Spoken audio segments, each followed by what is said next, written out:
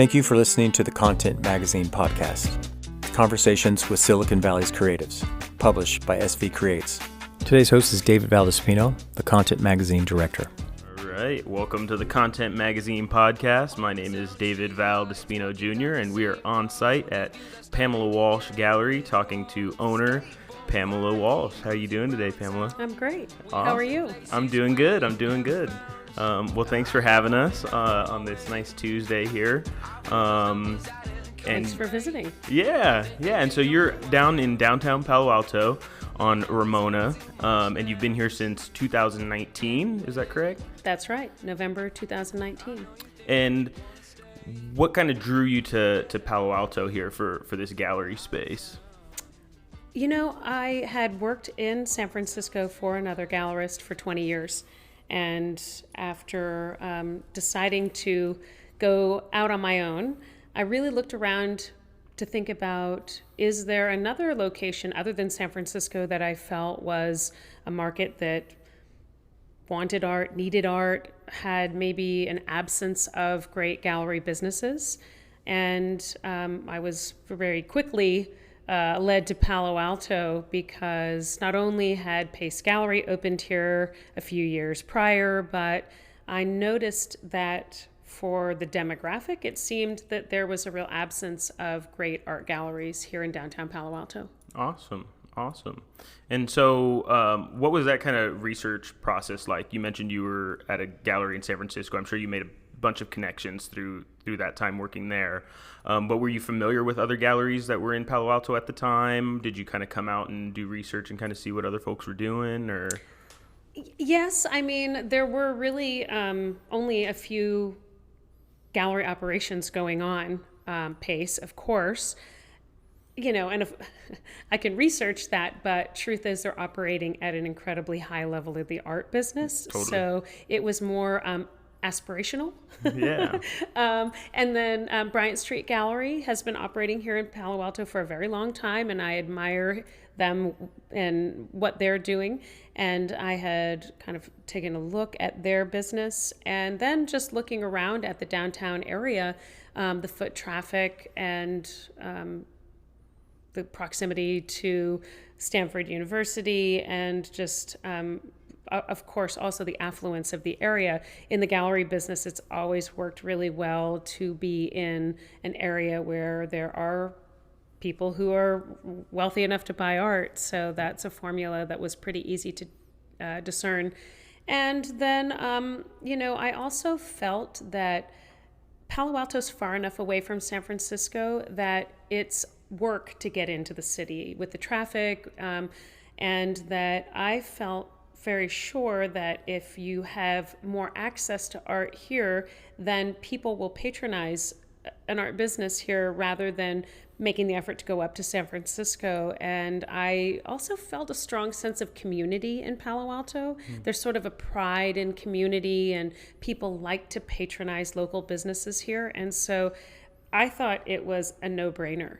I thought, why aren't more people doing this here? It just makes so much sense. Yeah. And, you know, since then, several other gallery businesses have opened up here in Palo Alto. So, you know, it's nice to have a little community of galleries.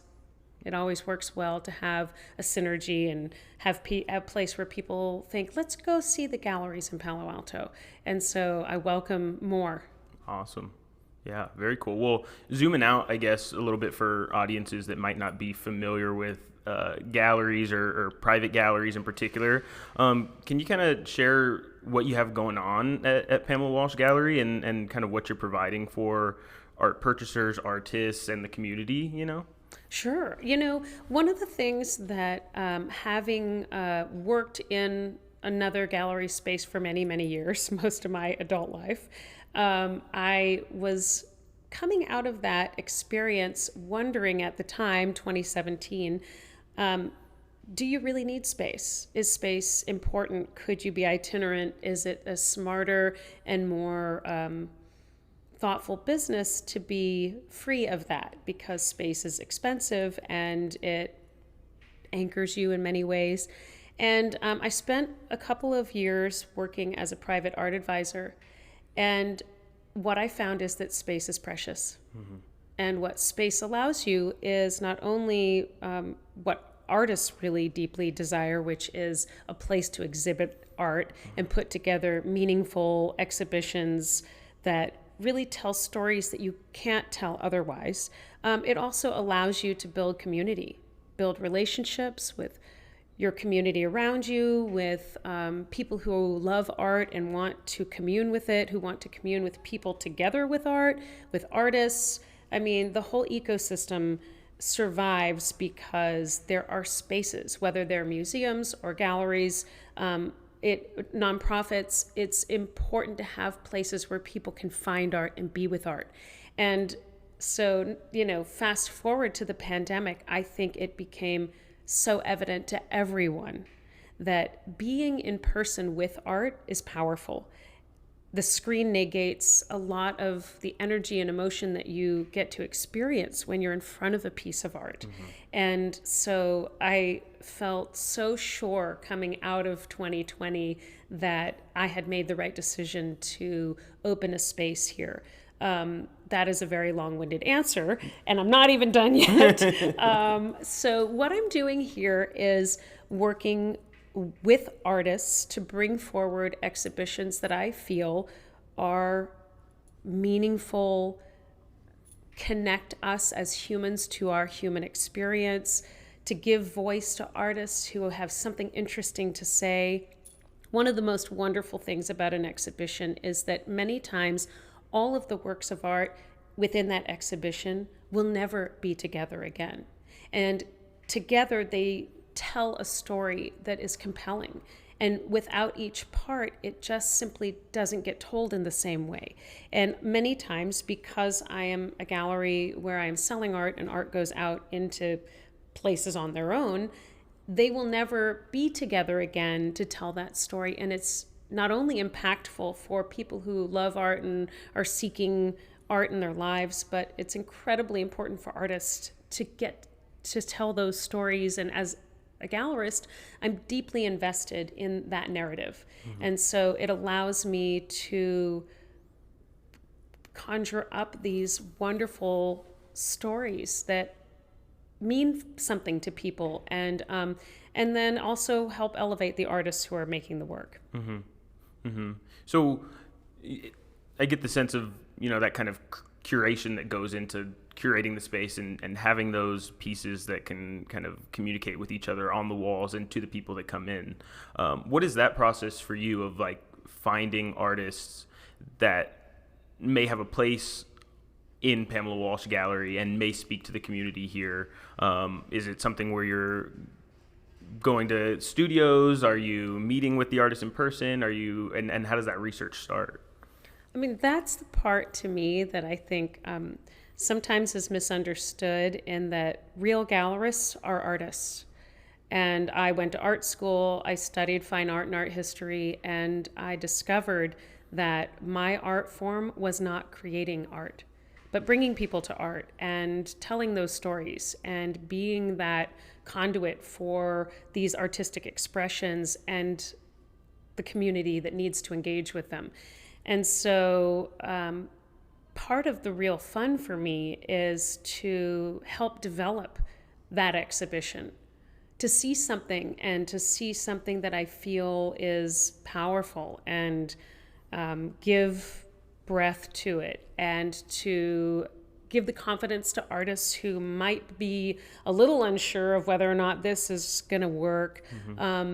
Give them that wind beneath their wings to say, no, this is great, let's run with this. Sometimes an exhibition is very clearly thought through from inception, and it's a little tighter in terms of putting it out into the gallery world because the artist has made it with the intention that it will live together in an exhibition space.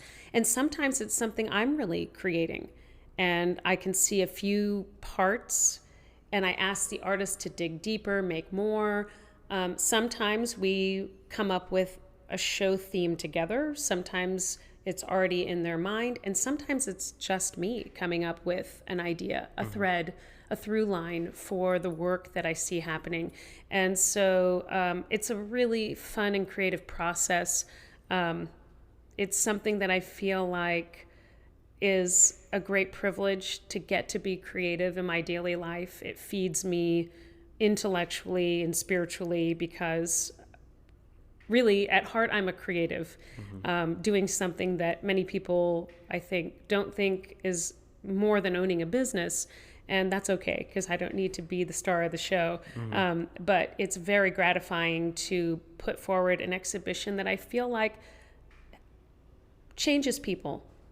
They see something they didn't see before, and changes artists and their trajectory, where they feel that they've had an opportunity to be heard, be seen. And as a gallerist, that's the greatest pleasure. Do you feel like that interplay between the work on the walls is like a key factor for people that come in and may be interested in purchasing art? Like, is that whole experience what inspires somebody to want to purchase a piece of art, right? Because absolutely. It's like the curation is paramount. And I want people to always walk into my gallery and feel like it's seamless. Like it was meant to look exactly like that. And believe me, I fuss endlessly. I probably make my amazing gallery manager, Chelsea Stewart, completely crazy because I'll rethink a wall over and over again. And she's infinitely patient to continue to move things around until I feel it's right, because there is a dialoguing amongst works of art that is something you can't really perfectly plan until they're in the space together. You can really think it through and spatially feel like you know you have enough art and you think you know where things are going to go. And then art has a life and a voice and an energy that is completely different in person. And sometimes works of art fight each other. Sometimes they are synergistic together. And my job is to find the best way to present them. And sometimes you can put two great works of art side by side that look really bad together, and it makes both of them fail in some way. And so finding these moments where the art really flows from one piece to the next, and that there is some sort of synergy amongst those works is really the curation. And it's a lot of fun for me. Sometimes it's a little maddening, but sometimes when it comes together and you see this magic moment, you're like, oh, that's exactly what I was hoping it would look like. And I think I never underestimate how wonderful it is for an artist to walk into a gallery and see their exhibition. Every single time their eyes light up, because these works of art have been living in their studios, have been living in stacks, never on white walls with bright light and perfectly spaced. And it is magical. It's magical to see that artwork all together, and really also to experience how somebody else sees the work play together. And I think that it's almost seeing their own work through someone else's eyes, and seeing the appreciation that someone else has for the work, and that they have visualized it in a way that maybe hadn't occurred to them. And it's incredibly fun to watch. I always pause when an artist comes into their exhibition and sort of drink in that moment where they are getting to see their work anew. It's really special. That's awesome. Yeah, I mean, curators kind of live in that really interesting place of kind of like between the pages, right? Like you have the audience on one side and then you have the artist on the other. I guess I'm curious, like in a private gallery space where people are purchasing art, what are some questions you get from people that are interested in buying art, right? Like what are people interested in knowing about the pieces that may help them better understand and kind of create that connection to the piece? I think people always want to know the inspiration. I think they're more interested in artistic practice than they know. I think a lot of people don't know what artistic practice is exactly. So as a gallerist, one of my favorite things to explore is artistic practice. And sometimes an exhibition is really just about that. And so when somebody connects with a work of art, they want to know, well, what were they thinking? What was inspiring them? How did they make this? How long did it take? People always love to ask that question. And so getting to unveil some of that mystery deepens their meaning. If they love the piece of art already, then almost anything you say helps to engage them further. But it is also really fun to help somebody engage with a work of art that they're not sure about yet, because they then find out the meanings behind it, the thought process behind it, and you can see them start getting really excited because they thought they liked it and now they know they like it. So that's some of the fun that I get to have with helping people find art. The other thing about I like how you said this is, I'm sort of the in-between. I am sort of the secret in-between, because the artist is the star and the artwork is the star, and you really want people to come in and engage and get excited with the work. And when people buy art, it is nothing short of a miracle. I mean, so many things have to align for someone to buy a work of art. And it is the ultimate compliment to an artist that somebody would pay their hard-earned money and purchase a work of art and live with the work of art that person made. It really is something incredible for the artist to experience. And what I try to help people who are collecting art understand is that everybody has visual language, and that when they are connecting with a work of art, it is in some way hitting parts of their visual language, whether it's the shapes, the colors, the textures, the subjects. All of those things are part of visual language. Maybe it connects them in some way to their journey, to their memories, to their past. And for whatever reason, they feel drawn to that. And so what a lot of people don't understand about buying a work of art, it is a very reflective and introspective process. And ultimately, when you buy a work of art, it says something about who you are. And I think that is then, in a way, a relief for people buying art, because it makes it seem a little bit easier than trying to figure out the calculation that I feel like a lot of people are trying to figure out, which is, what is the right piece of art to buy?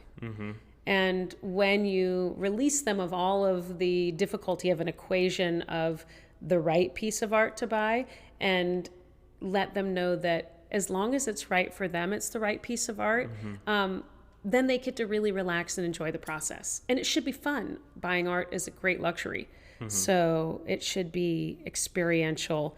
It should be meaningful. It should be exciting and fun. Yeah. And so, sometimes I feel like art and business kind of can be at odds sometimes. I know the kind of trope is that artists aren't always good at business and business people aren't always good at art, right?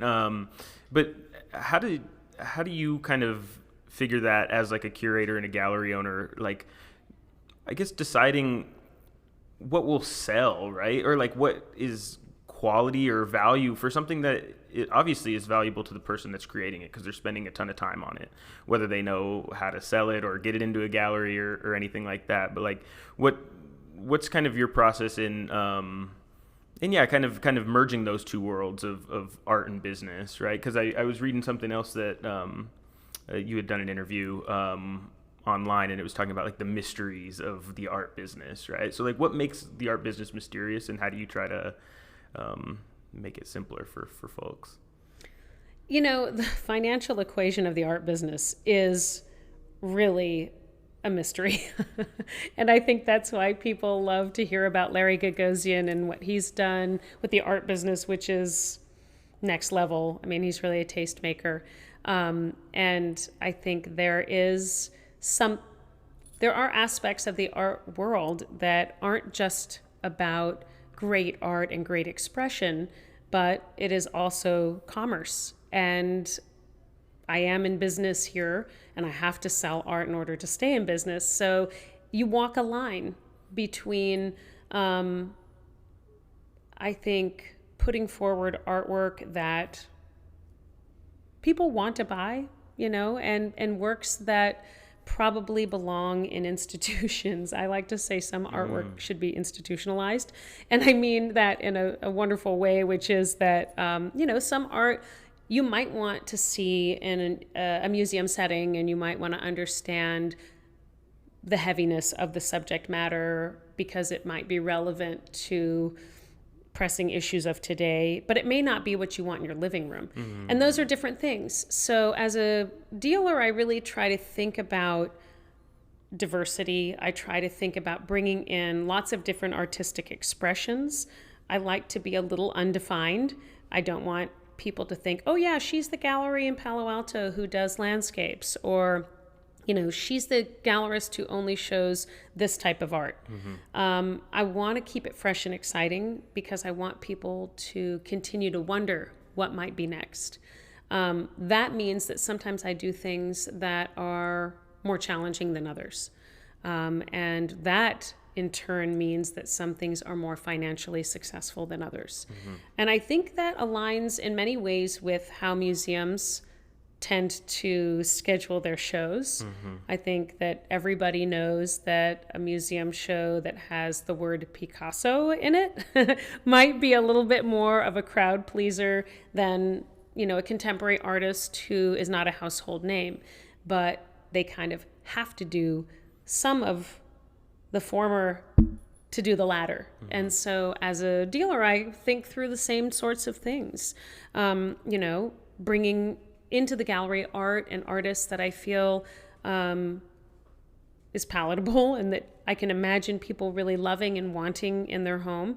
And then artwork that's more challenging, but is interesting and intellectual. And, there's really an audience for just about everything. Awesome. Yeah, I think that's great insight into Pamela Walsh of the gallery, right? But I guess taking more steps back, so Pamela Walsh as the person, right? So you have the gallery, it's named after yourself. I was doing some research also, and you mentioned also too. So you studied fine art in college. You were a painter initially. Can you tell me about what that experience was like, studying art with the hopes of being a painter, and like kind of that curriculum, and maybe how that's kind of inspired your trajectory a little bit? Sure. I think it influences me every single day. And I think it helps me connect with artists on a very different level because I know what it means to create. I mean, I first should say that I'm incredibly grateful and indebted to my parents who let me go to university to study art. It's an incredible luxury, really, because my parents didn't come from that. They were a chemical engineer and a physical therapist, which is a pretty straight road in terms of education to career. And they allowed me to take a chance, and they believed in me enough to try something that is very romantic, to get to learn about art, to study at university, something that may not be a career at all. And I don't want to age myself too much, but when I went to school, there weren't programs of, curatorial practice or museum studies. It was more just fine art or art history. And, when I went to Indiana University, which had a really great fine arts program. They're mostly known for music, but they had undergraduate and graduate programs in fine arts, which was wonderful for me as an undergrad because I got to see graduate students who are much further along in their journey. And it was really impactful. As an undergrad, I'd go to graduate critiques. We weren't allowed to say anything, but we could listen. A lot of them were brutal, and it was amazing to see these artists who had developed their voice so much further along and were really sure of where they were going as artists. I was not sure where I was going as an artist. I had small amounts of talent as a studio painter, but I didn't like the practice. The practice to me was very lonely. And if you think about how an artist typically spends their time, it's very solitary. And I knew quickly into this journey that I was on that it wasn't for me.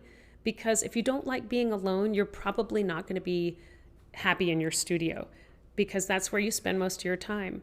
And so I started to put together different sessions for students, modeling sessions where we could go and have a live model, small exhibitions of student work. I worked at a gallery in Bloomington for a little while, got a little bit of a taste of that, and very quickly realized that was my path.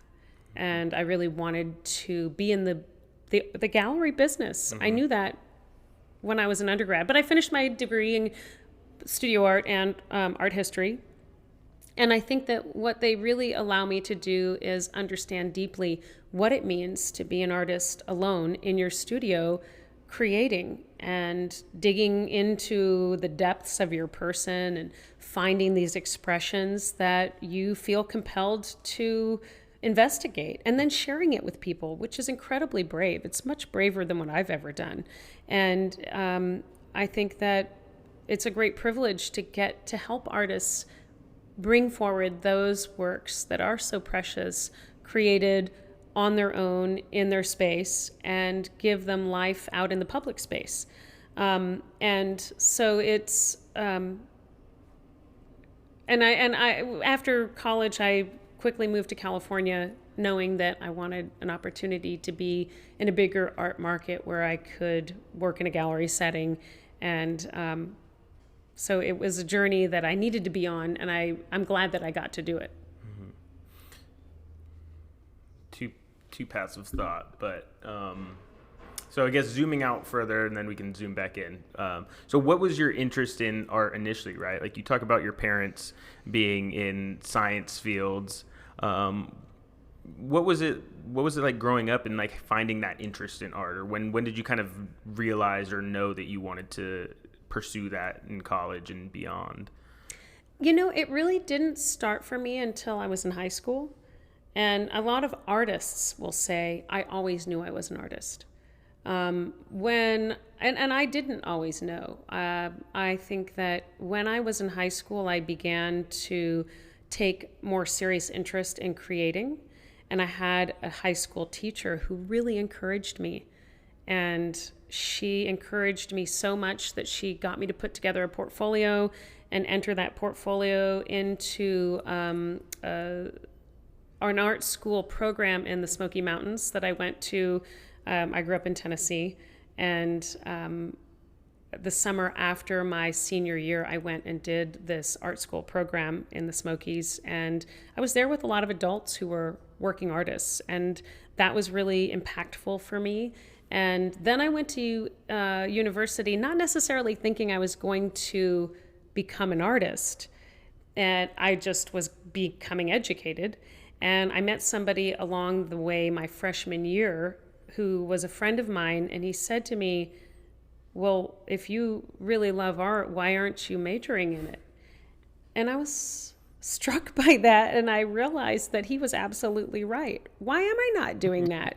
And so I just went for it, and I decided to become an art major and study that, and I'm so grateful that I did. It's become one of the pivotal moments of my life and really informed me in so many ways in my professional life. Mm-hmm. Now, I like to say that I have been a student of art and a student of the art business for many more years than I was a student in university. Mm-hmm. And I will always be a student of the business, and I will always be a student of art. It's infinite. You can never stop learning. Mm-hmm. People always ask me, oh, do you know about this artist? No, I don't, actually. I mean, after 25 years in the business, it's endless. You can never know every artist. Mm-hmm. And how wonderful. I mean, what if you, at this point in your life, knew everything? And now, of course, as a business owner, it's also an incredibly steep learning curve of being a business owner. And truthfully, I love business. If I had gone back to do anything else in school, I probably would have majored in business, because I find it to be so incredibly fun to put this puzzle together and think, ooh, let's try this. Can we make it work? And how exhilarating it is when it works. And I would certainly, if I were to go back and get to do any studying, I probably would do some business as well. So both things really check the box for me intellectually and my passion is really there. Anything I do outside of my business is all art related. I mean, my kids probably go crazy because everywhere I go and everything I do, I'm thinking, oh, let's go look at this, or this might be interesting, because it's just what makes me tick. Yeah, that's awesome. Yeah, I've done a couple interviews with curators in different settings, and something consistent that's been brought up is that idea of a puzzle, which is come in kind of different context. But that idea that like each of these kind of pieces is just a piece of something much broader kind of going on, and whether that's business or whether that's art or whatever that is. So it's very cool. So tying into, your interest in business. So you graduate, you very quickly come to California, you want to do something related to art. What did that look like when you landed in California and you say, I'm going to figure out how to break into California art scene here? It looked very hard to navigate. Yeah, totally. Because I was only 22 and I had moved to a new state and I was here by myself and I didn't really know exactly how I was going to do that. And most of the time, true in most industries, in order to get experience, you need to have experience.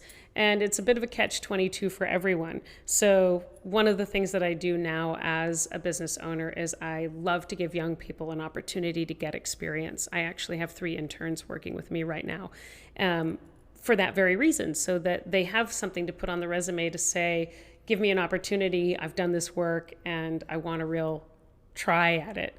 I moved to San Francisco and worked I actually worked as a copier salesperson for 1 year because I came out here and I met a headhunter and she was going to help me get a job. And I told her what I wanted to do and she said, well, you have to learn how to sell. If you're going to be in the gallery business, you have to know how to sell things. And the hardest thing you can do is learn to sell copiers. And so I got this job, which, now I look back and I realize that there was no way I could have possibly made enough money to cover my cost of living here in that job in 1 year. But I was naive and just went for it.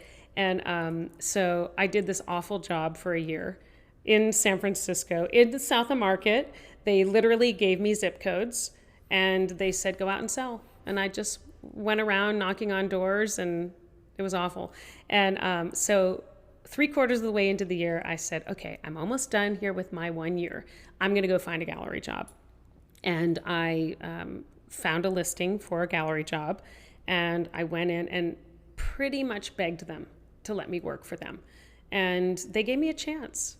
Now, of course, I was working on a draw against commission, so I was sort of almost paying to work there.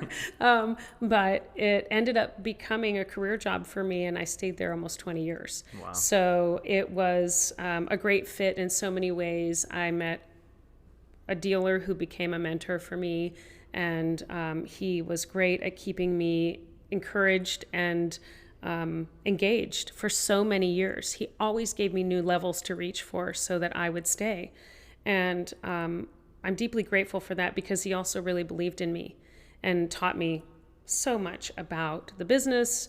And even to this day, I look back and I realize over the 20 years that I worked for him, I got to watch him build his business.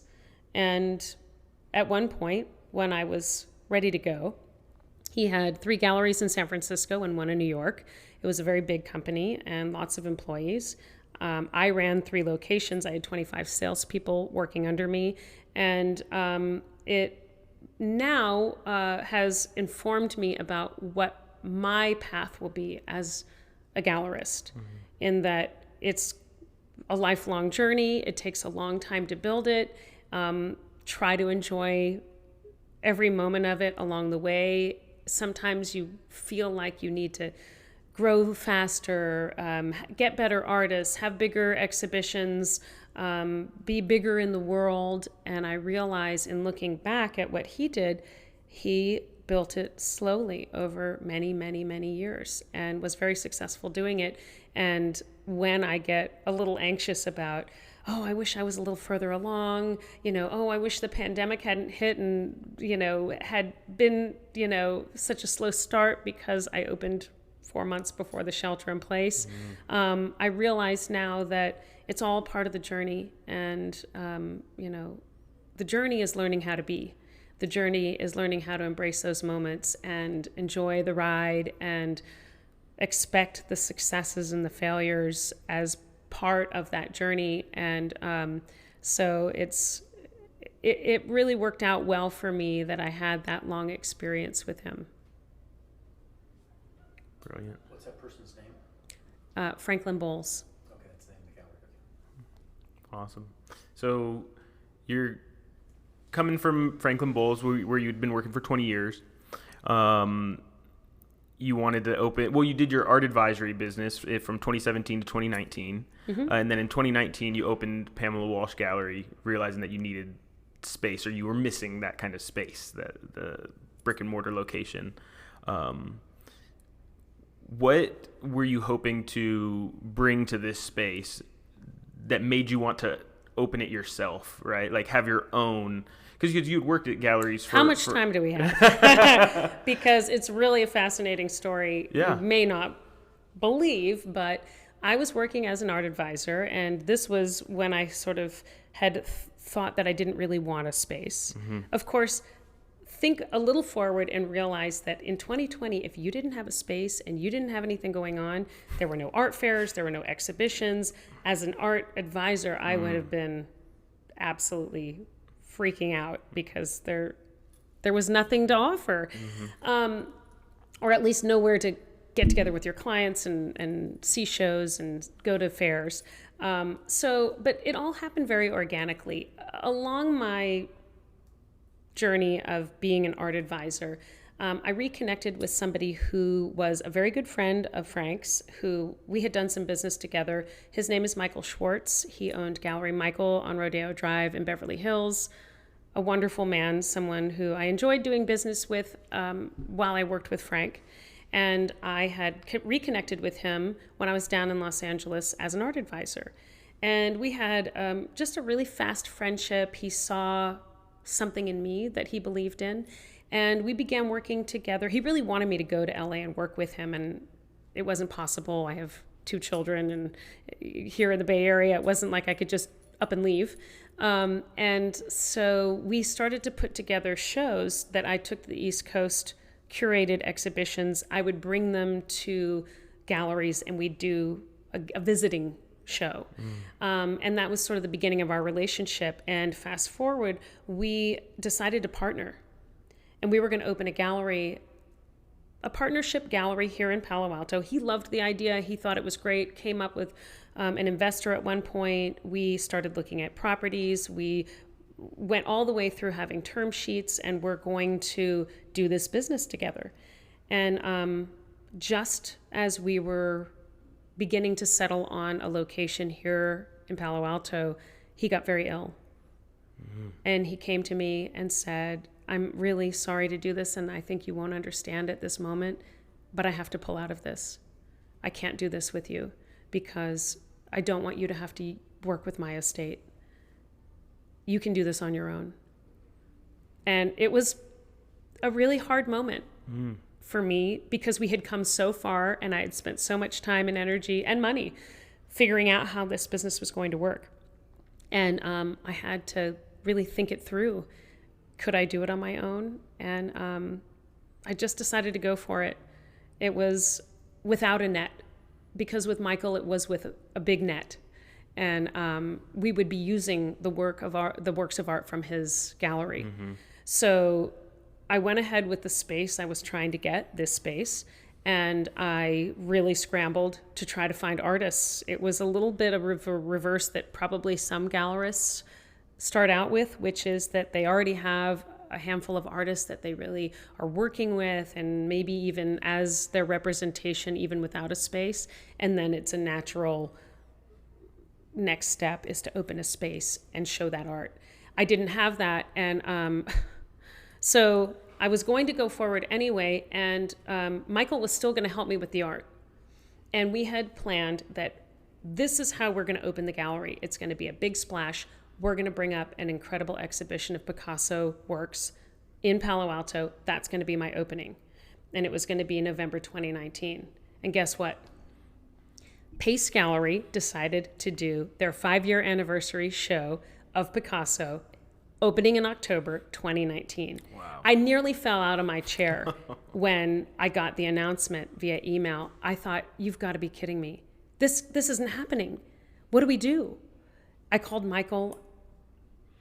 We thought through it. Could it work? Maybe it's a piggyback. Maybe we do it anyway.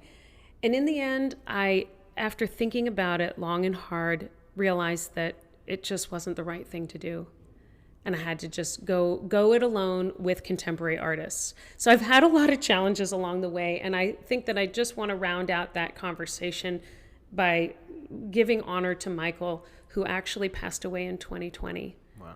And he was a lovely, wonderful man. He was really somebody who believed in me in a way that was so powerful that it compelled me to do something that I was supposed to do. And I hope to return those gifts to someone in the future. Sometimes you meet just a couple of people along your path that are the people who change your course. And for whatever reason, he chose me. He was in his 80s when we were looking to partner. And how sad to have lost him. But I think he left me with the greatest gift. And I often think about him and think about kind of bringing along his spirit with me, because he had really done something kind for me. So I don't remember where this question began, but that is how I ended up here doing this. And then I just decided that contemporary artists were really what I wanted to move forward with. I had spent 20 years selling dead artists. And I decided that working with artists who are alive and creating is really fun and inspiring. And that's where I continue to see myself heading. Incredible. Great story. Yeah. Wow. Can't write it, right? No, not Truth's at stranger all. than fiction. And actually, the Picasso show for Pace was incredibly successful, and Yeah. I think that is wonderful. So I won't say that it wouldn't be something I wouldn't do at some point in the future. I know the work backwards and forwards, but it wasn't quite the right thing at that moment. Brilliant. Wow. So moving on to now, right? So you've been open for, it's 2023. 3.5 years. 3.5 years. So how have things grown from those early days, and where are you moving to in the future, and where are you planning to be? You know, as I said a little bit earlier, it was a slower start than I had hoped for, because although I had really thought through all of the possible worst case scenarios, when I signed my lease in July of 2019, I did not actually see a pandemic on the horizon, nor did I have any idea what it might look like if a pandemic were to hit. I guess suffice to say, most of us had no idea what it would look like.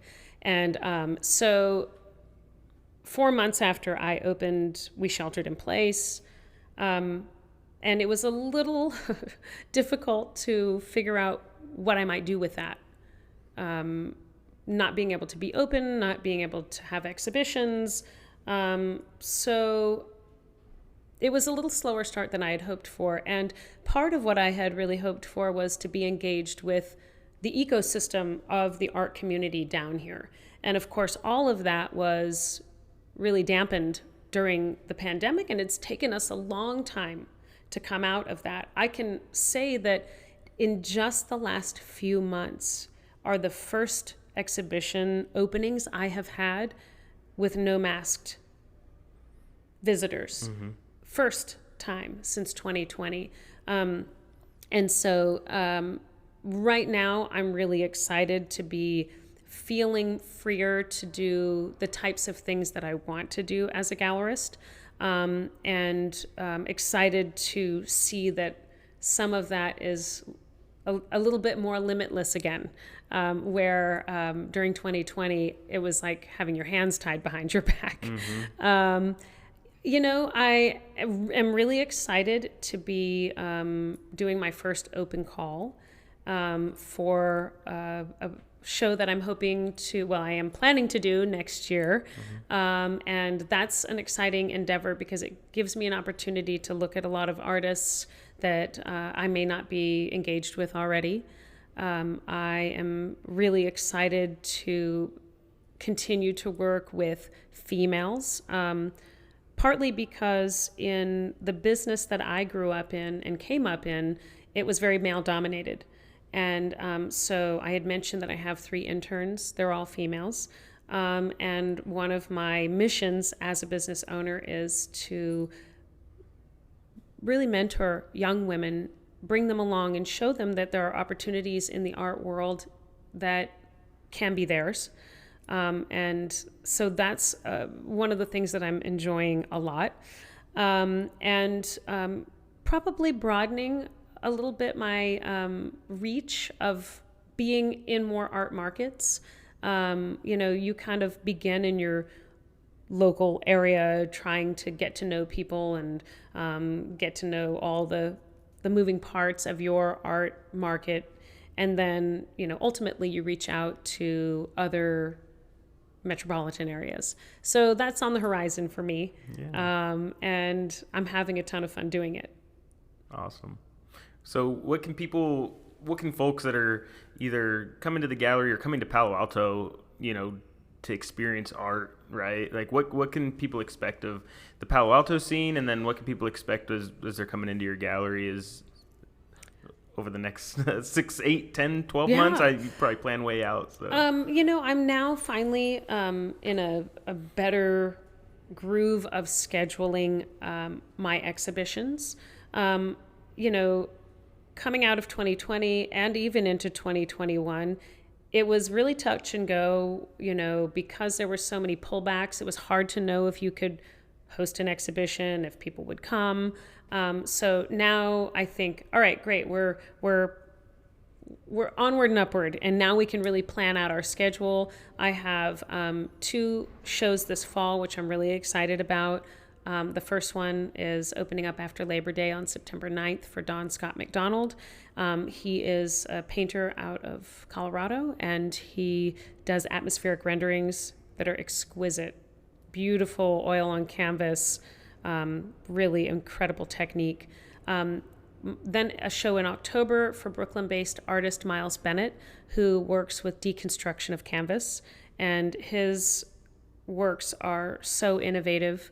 Instead of using canvas as a substrate, he's really using canvas as a material and figuring out what the limitations are and seeing how far he can push it. Really fun to work with him. All the artists that I work with, to me, it's incredibly important to have a synergistic relationship and to feel that I can encourage them and that they can be free to be their fullest artist and have their fullest expression. So both of those artists have big shows coming up. And then at the end of the year, each year, I really round out the year because it falls around an anniversary time. I use that as a bit of an anniversary celebration. So this will be my 4th anniversary celebration in December. And will also be a group show honoring the artists who I have been working with over the past year. It's a really fun time for each of those artists to do something new and to bring that forward, and also to come and celebrate with me, because every year that passes is a reason to celebrate. So those are some things in the near future that I'm working on, and I already have a very full exhibition schedule for 2024. So that's ultimately how you want it to go. My old gallery that I worked for, we used to plan 18 months in advance, and a goal for me is to be that far out, really working on exhibitions as far out as 18 months. It's just, kind of getting your foothold in that type of scheduling takes a little bit of time, and we're a small team here. Awesome. How are we doing on time? Good. 49:26. Perfect. Cool. So for folks that are listening may not know, so this interview is going to be used for the article that's going to be featured in the next issue of Content Magazine. I'll be writing it. I do my interviews pretty standardly. One of the questions that I really like to ask, well, there's two, but usually one kind of holds people over. But is there anything that you wish that I had asked you during this podcast?